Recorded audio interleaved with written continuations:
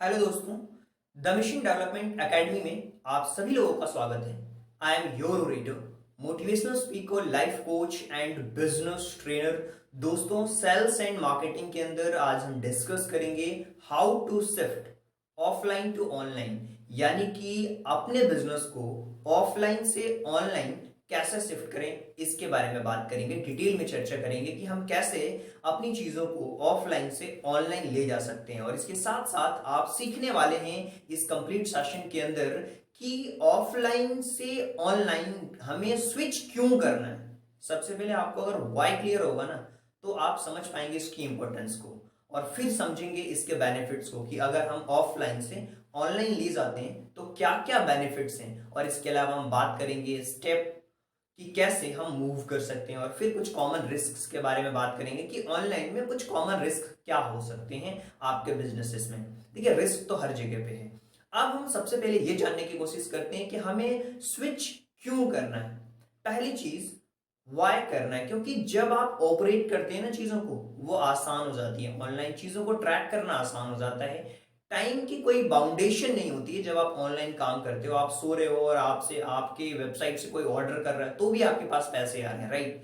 जो operating cost है वो बहुत कम है, यानी कि आपको ये ध्यान नहीं देना, आपको बैठना नहीं है, टाइम की कोई बाउंडेशन नहीं है, और उसको ऑपरेट करना बहुत आसान है। एक बार आपने वेबसाइट बिल्ड की, चीजों को सेट किया, पेमेंट में जो शेड्यूल्स हैं उनको सेट किया, आराम से आप बैठे हुए हो, आपका काम चल रहा है। यानी कि जो ऑपरेटिंग कॉस्ट है वो बहुत कम है।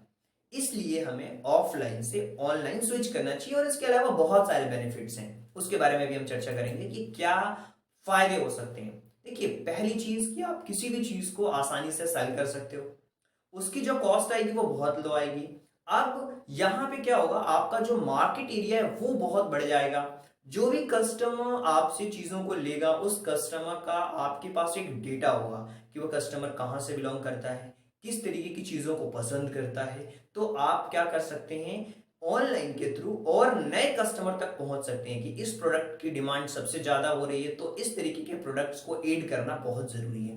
अपनी जो स्ट्रेटेजी है उसको बिल्ड कर सकते हो, अपनी मार्केटिंग स्ट्रेटेजी को बिल्ड कर सकते हो सेल्स एंड मार्केटिंग के अंदर, कि हमें इस प्रोडक्ट पे ज्यादा ध्यान देने की जरूरत है। और आप अपने मार्केट में लीडर बन सकते हो, क्योंकि आपका जो प्रोडक्ट है वो यूनिक होगा बाकी लोगों से, क्योंकि इसकी डिमांड सबसे ज्यादा है।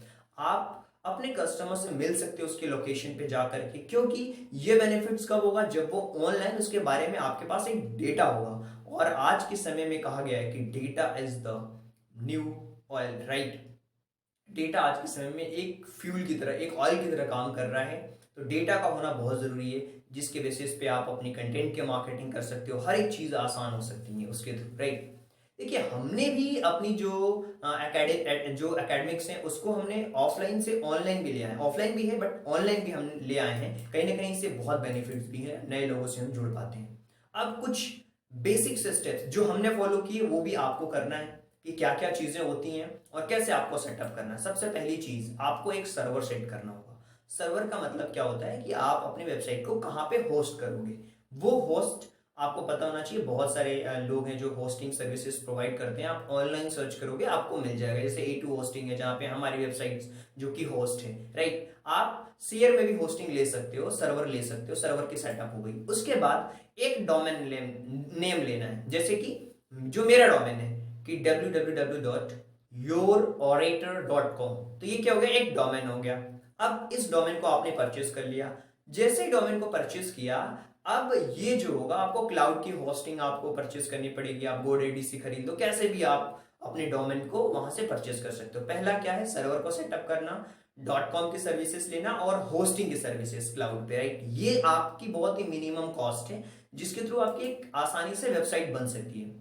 अब जो भी फ्रेमवर्क चाहिए उनको डाउनलोड कर लो, जिस तरीके का सेटअप चाहिए उसका पहले से ही टेम्पलेट्स मिलता है, उस पर ही आप एडिट करके अपनी वेबसाइट्स को पब्लिश कर सकते हो, या आप किसी पर्सन को भी हायर कर सकते हो इस काम के लिए। तो आप अपने अकॉर्डिंग अपने फ्रेमवर्क को सेट कर सकते हो। अगर आप बिजनेस के लिए वेबसाइट्स बिल्ड कर रहे हो तो उसके अकॉर्डिंग आपको सेटअप रखना होगा, उसके अकॉर्डिंग आपको मार्केट प्लेस तैयार करना होगा, चीजों को एड करना होगा, प्रोडक्ट की और सर्विसेज को एड करना होगा। तो आपने क्या किया, एक पूरा फ्रेमवर्क तैयार कर लिया। फ्रेमवर्क तैयार करने के बाद होता क्या है, अब आपको अपनी वेबसाइट्स पे सेटिंग करनी होती है कि जिसमें पेमेंट्स की सर्विसेज को ऐड किया जाए, पेमेंट के मेथड्स को ऐड किया जाए कि कहाँ पे पेमेंट की सर्विसेज होगी। जैसे आजकल तो बहुत सारे पेमेंट सर्विसेज हैं, जैसे रोजर पे है, अलग अलग चीज़ें हैं, आप वहाँ से पेमेंट्स मेथड्स को ऐड कर सकते हो। वो चीज़ें बहुत आसान है, आप सर्च करोगे आसानी से चीज़ें मिलेगी। केवल मैं आपको स्टेप्स बता रहा हूँ। और देखिए, आप सोचेंगे तो नहीं होगा, आपको करना क्या होगा, एक्शन लेना होगा इसके ऊपर। धीरे धीरे आप सोचिए, सबसे पहले डोमेन लीजिए, फिर उसके बाद से होस्टिंग करिए, उसके बाद वेबसाइट के बारे में सोचिए, फिर पेमेंट सर्विसेज के बारे में सोचिए, फिर प्रोडक्ट्स को ऐड करने के बारे में सोचिए, फिर मार्केटिंग के बारे में सोच सकते हैं, राइट। और अपने शिपिंग के मेथड्स को देखो। अगर आपका बिजनेस ऐसा है जिसमें प्रोडक्ट को शिप करना पड़ रहा है तो ट्रैकिंग आपको देखना पड़ेगा। हो सकता है कि आपको एक मोबाइल ऐप भी डेवलप कराना पड़े। अभी हम लोग मोबाइल ऐप पे काम कर रहे हैं, राइट। तो आप भी मोबाइल ऐप अपना खुद का ही बना सकते हो, as a brand mobile app बना सकते हो। उससे क्या होता है, लोग आपके मोबाइल ऐप पे सारी चीजें करते हैं और वहां से चीजों को वो खरीद भी सकते हैं। और आपने एक पूरा का पूरा एक मार्केट प्लेस बना दिया है। तो आज के समय पे मोबाइल ऐप का होना भी जरूरी है, क्योंकि कहीं ना कहीं लोग ज्यादातर ऐप्स की मदद से बहुत सारी चीजें कर रहे हैं। तो ये है। और इस तरीके से आप क्या कर सकते हैं, मूव कर सकते हैं ऑफलाइन से ऑनलाइन में, राइट। या आप इसके लिए कोई टेक्निकल पर्सन को हायर कर सकते हैं। बहुत आसान है चीजें। अब इसके अलावा कुछ चीजें हैं जिसपे हमें ध्यान देना पड़ेगा। अगर आप बिजनेस कर रहे हैं तो आपको देखना पड़ेगा कि लाइसेंस क्या होते हैं, टैक्स के क्या क्या कंप्लाइसेंस है। जैसे हम अपने एकेडमिक्स की बात करें तो यहाँ पे हमें क्या होगा, यहाँ पे भी हमें कुछ ना कुछ लाइसेंस लेने होते हैं। हम एमएसएमई में रजिस्ट्रेशन करा सकते हैं, एज अ प्रोप्राइटरशिप आप रजिस्ट्रेशन करा सकते हैं, राइट। जो भी आपकी जिस भी स्टेट में रहते हैं वहां से आपके जो भी लाइसेंस होते हैं वो आपको लेना पड़ेगा, राइट। गुड्स एंड सर्विसेज में, गुड्स में काम करते हैं तो क्या क्या लाइसेंस हो, राइट। अगर आप मान लीजिए कि कोई ऐसा प्रोडक्ट बेच रहे हैं जैसे कि बेकरी वगैरह का आइटम्स, केक्स वगैरह, तो वहां पे जो फूड कॉर्पोरेशन होते हैं वो उससे सर्टिफिकेशन लेना होता है, राइट। एफएसएसआई जो होता है उससे सर्टिफिकेशन लेना होता है। तो हर सर्विसेज में, हर बिजनेसेस में जो भी आपको लाइसेंस चाहिए होते हैं उनको आपको देखना पड़ेगा।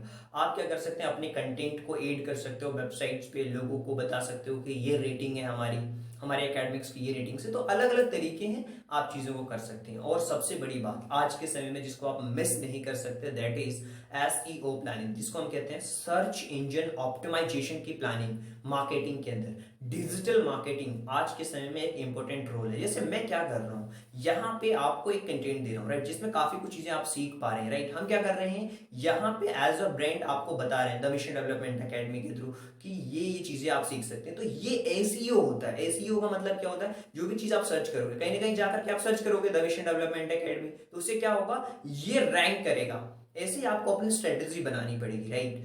उस तरीके से जब आप डिजिटल मार्केटिंग पे ध्यान देंगे तो आपका प्रोडक्ट, आपकी सर्विसेज खुद ब खुद ऑटोमेट होती चली जाएंगी और आप आगे बढ़ते जाएंगे।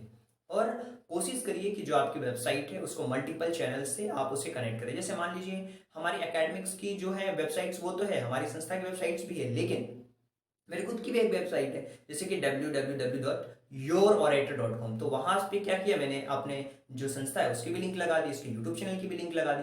तो इस तरीके से क्या होता है, हम मल्टीपल चैनल्स को एक्सपोज कर सकते हैं। अगर कोई एक वीडियो आपकी वायरल हो जाती है ना, तो डिस्क्रिप्शन में आप अपने चैनल और दूसरी चीजों को भी प्रमोट कर सकते हो। तो ये होता है एक्सपोज करना वेबसाइट को मल्टीपल चैनल्स के थ्रू। चाहे आज के समय में इंस्टाग्राम हो, यूट्यूब हो, हर एक प्लेटफॉर्म पे आपको प्रेजेंस आपको देनी होगी, राइट। तो इस तरीके से हम स्टेप बाय स्टेप आगे बढ़ते हुए चले जाते हैं।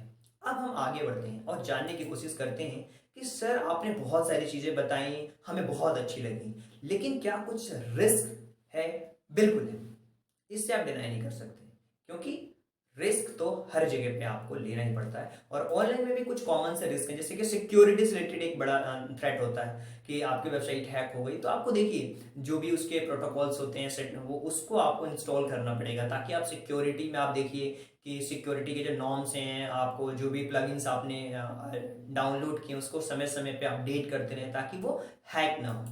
इसके अलावा जो पेमेंट गेटवे उसका फेलियर, यानी कि हो सकता है कि पेमेंट जब कोई कर रहा हो उसके बैंक से और उसके सर्वर से पेमेंट का फेलियर हो रहा है, तो उसको कैसे मैनेज कर रहे हैं, ये होता है।